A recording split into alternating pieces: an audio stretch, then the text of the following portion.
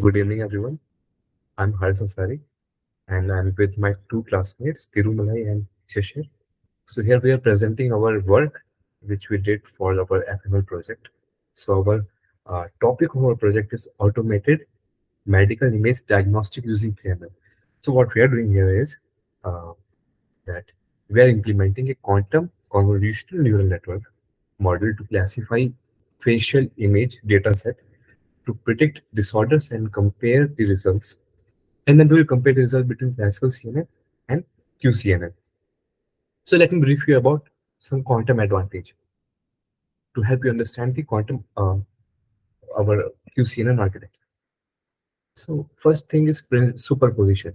So a superposition principle of qubit allows the representation of multiple state simultaneously.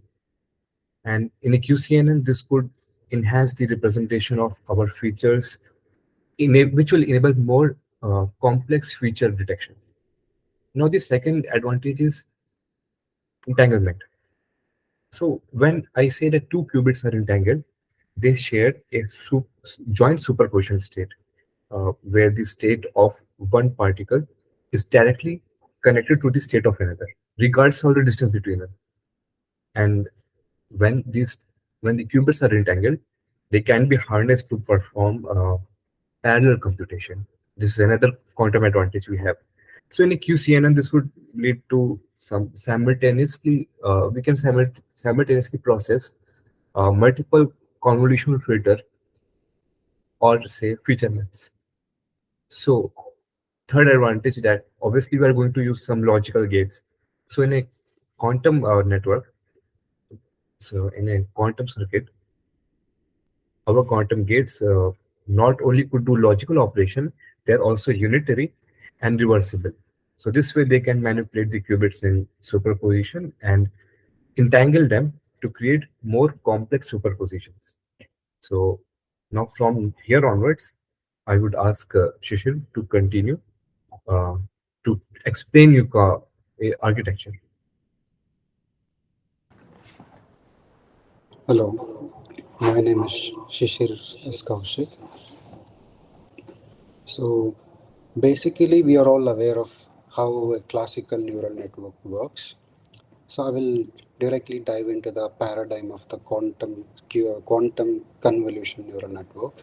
So, the technique which integrates both the CNN as well as the quantum computing as a quantum convolutional neural network, which is commonly called as QCNN. As shown in the right figure, so the QCNN model applies the convolution layer and the pooling layer, which is the key feature of the QCNN, to the quantum system, because we are talking in terms of quantum paradigm.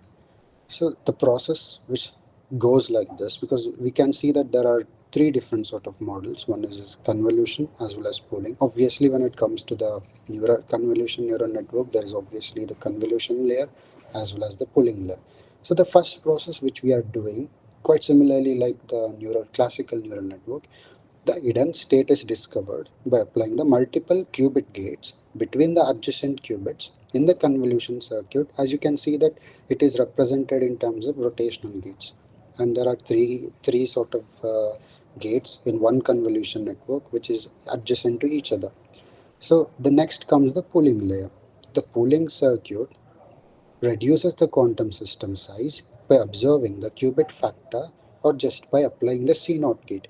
C0 gate is, which was explained previously, C0 gate is a two-level gate wherein we can connect both the quantum systems using a single unitary logic gate to nothing but a two, which is nothing but a two qubit gate. And we are recreating the convolution and pooling circuit as which is followed in the step 1 and step 2 until the all the image has been processed or pre-processed or data encoded, whatever. So if the size of a system is small enough, the classification result is predicted by the fully connected layer, like quite similar or quite synonymous to how the classical neural network works. But there is one sort of method which especially used in the quantum convolution layer, That is especially used because when quantum physics problem is defined in a many-body Hilbert space, it is transferred to the classical computing environment. It has to be transferred to the classical. So the data size grows exponentially in the proportion to the system size, making it unsuitable for the efficient solutions for us to find out. So in order to compromise such a condition, the QCNN uses something called as the multi-scale entanglement renormalization ansatz. In the short, it is MERA. So it is commonly used to satisfy this structure. So MERA now adds all the qubit to the quantum system, increasing its size exponentially for each depth.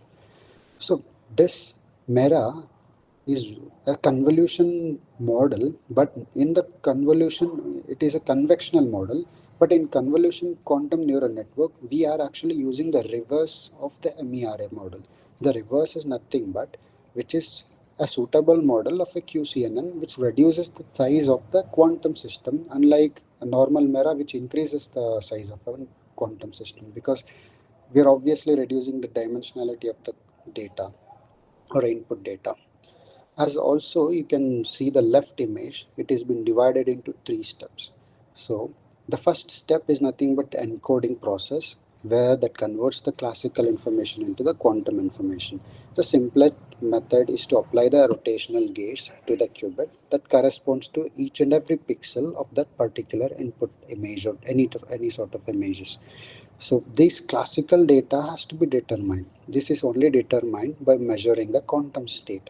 If a quantum state is measured, it will be collapsed into one of the two possible logics, binary logics, which is nothing but 0 and 1. So this is a classical data, so it can later be stored in a classical register.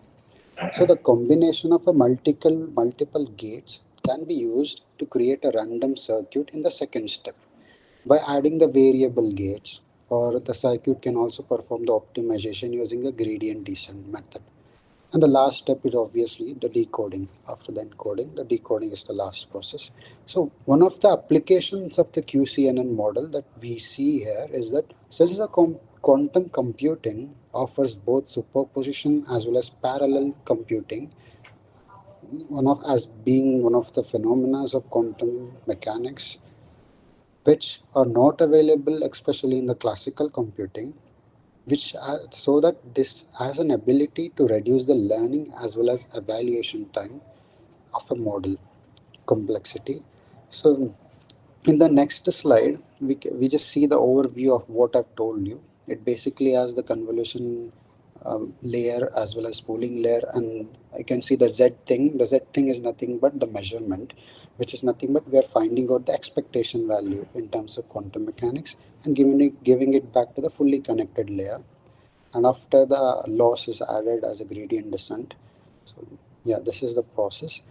And for especially for our coding process or in our project, we have used the Keras, TensorFlow, and Sklearn.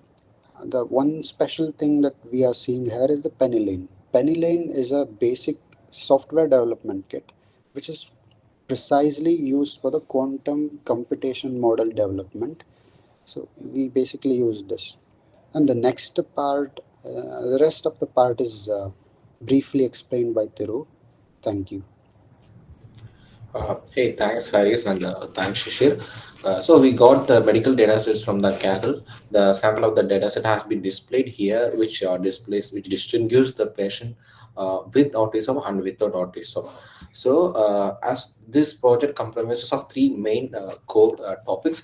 The first one is a quantum circuit design. Next, the quantum pre-processing of the image data set. Then the hybrid quantum classical model, which obviously which compares the accuracies. So as Harris mentioned, we have the advantage in quantum, like in quantum gates, which are unitary and reversible, and we even have the quantum entanglement gates. Those are involved in this quantum circuits. The quantum circuit can be understood like given an image can be converted into two cross two matrices. So each will be considered as a pixel. This pixel data set can be considered as a input classical input data, which then converted into quantum state by applying the rotational gate according to the angle between the input data sets. Once the rotation gates has been applied, then the random layer is processed, we can understand random layer as a parameterized circuit as we have in a normal classical CNN. So these random layers will generate the sequence of random single qubit gates and also the quantum 2 qubit quantum entanglement gates. After applying the random layer, we will measure each qubit with respect to with help of Pauli Z matrices, which gives us the expectation value of each image data set as Shishir has been mentioned. Now these expectation values are stored in the new data sets which is ready for training. So 80% of data sets has been used for training. So the entire function which I mentioned previously is called as QuanV. The QuanV apply the quantum circuit to each image and it displays pre-processed data set to us. The same thing will be performed for testing as well, and the results are displayed in the code which we have shared in the link. Then while seeing and we are calculating the accuracies and loss, the optimizer used here is Adam. So from the image, it is evident that the accuracy is much better in most cases when we are using the quantum layer, and even the losses are very much less when compared to the classical layer. So we have a quantum advantage of applying the quantum circuits to the classical CNN, and we have a better accuracies and better loss when we are using the quantum circuits. And these are the references that we have used for our project. With that, we conclude, if we are using the quantum circuit in convolutional layer, we can experience the better accuracies when compared to the classical convolutional neural network. Thank you.